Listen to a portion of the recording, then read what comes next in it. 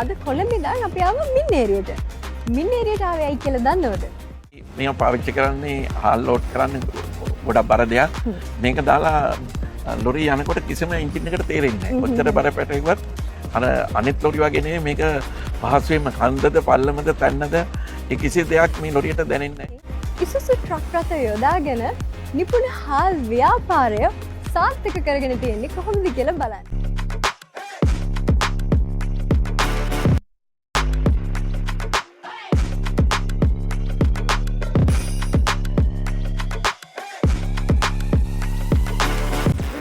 අපේ කතා බහට එකතු වෙලා ඉන්නේ නිපුණ හාල් කියන මේ දැවැන්ත ව්‍යාපාරයේ අධිපතිතුමා.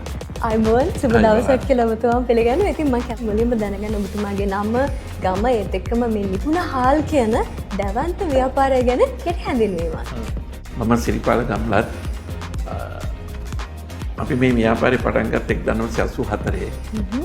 තාම කුඩාවට පටන් ගත්තත් අපි එදා ඉඳන් මේ ව්‍යාපාරයට තමයි මෙයින් ලැබෙන සියලු ආදායම ඒ ලාභ ඔක්කොම මේ ආයතනට යොදපු නිසා අපි මේ වෙනකොට ලොකු ව්‍යාපාරයක් බවට පත් කරන්න පුළුවන් වුණා.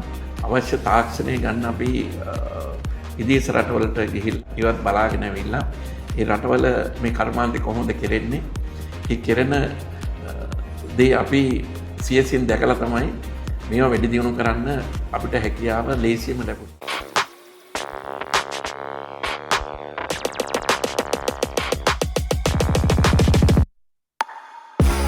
එක්කම මම කැමතියි ඔබතුමාගෙන් දැනගන්න ඇයි ඉසුසු ට්‍රක් රථම තෝරගන්න හේතුව?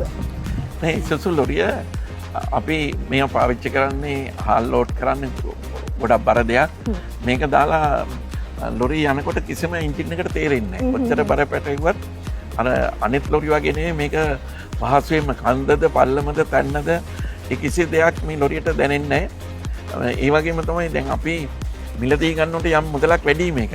හැබැයි දිගට පාවිච්චියේදී අවුරුදු කීපයක් යනකොට අනිත් ඒවන්ට වැඩිය වියදම මේකේ අඩුයි. අඩුයි. ඒත් එක්කම මේ ඉසුසු ට්‍රක් රථ වැඩිපුරම භාවිතා කරන්නේ රියදුරු මහත්තුරුනේ. ඔවුන්ගෙන් ලැබෙන ප්‍රතිචාර මොන වගේද? දැන් රියදුරු මහත්තුරු දැන් අපි වෙන ලොරියක් එහෙම තිබුණත් ඒ ලොරියට නෙමෙයි මේ ලොරිය තමයි ඉල්ලන්නේ. ඒගොල්ලන්ට ගොඩාක් පහසුයි මේක පවර් ස්ටේෂන් එක හොඳට වැඩ කරන අනිත් සියලුම උපාංග. දැන් අනිත් එක වායු සමීකරණය ලොරි තමයි දැන් අලුතෙන් එන්නේ.